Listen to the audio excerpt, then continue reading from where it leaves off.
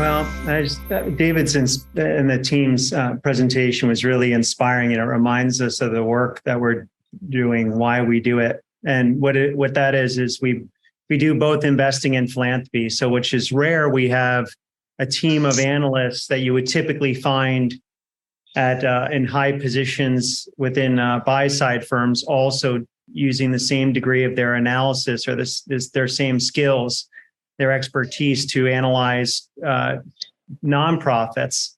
You don't typically find that talent at philanthropic organizations because they're not going to make 6, 7, 8 figures. I mean, to put it plainly.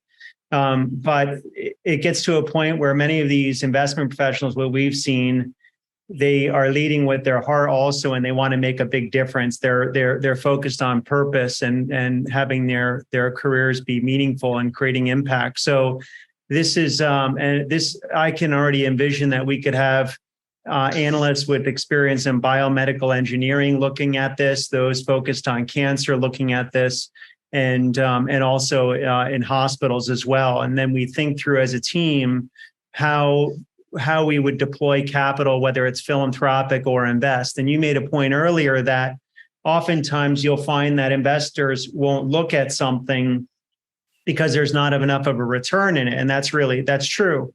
In fact, we've encountered this recently as given our focus on a company investing in antimicrobial resistance, which is on the World Health Organization's top 10 list for problems in the world in 2050, overtaking cancer actually.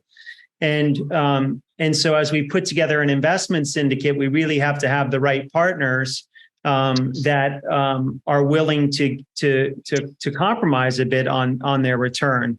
So that requires truly alignment with the right people involved. And then we also take an approach where we're looking, as you referenced, the entire ecosystem. So we also think about scale, right? So what starts to go through my mind, the conversations we would have internally is, okay, you're doing this in Zambia. Where can you do this next? How do we tackle the problem on a larger level, and what's needed in terms of capital? So it's I don't have a word or any kind of marketing as far as like how we describe what we do, but that's really our approach, is that we pull in the analysts to work on each different project based upon their expertise.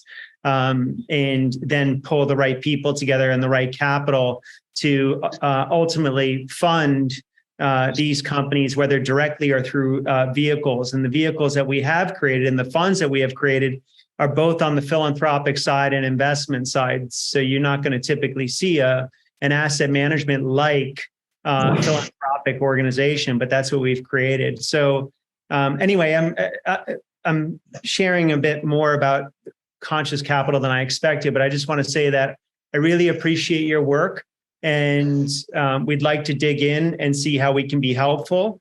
And it's good because of the people that are involved in these discussions. I have some ideas who we would bring to the table for the next session. So thank you.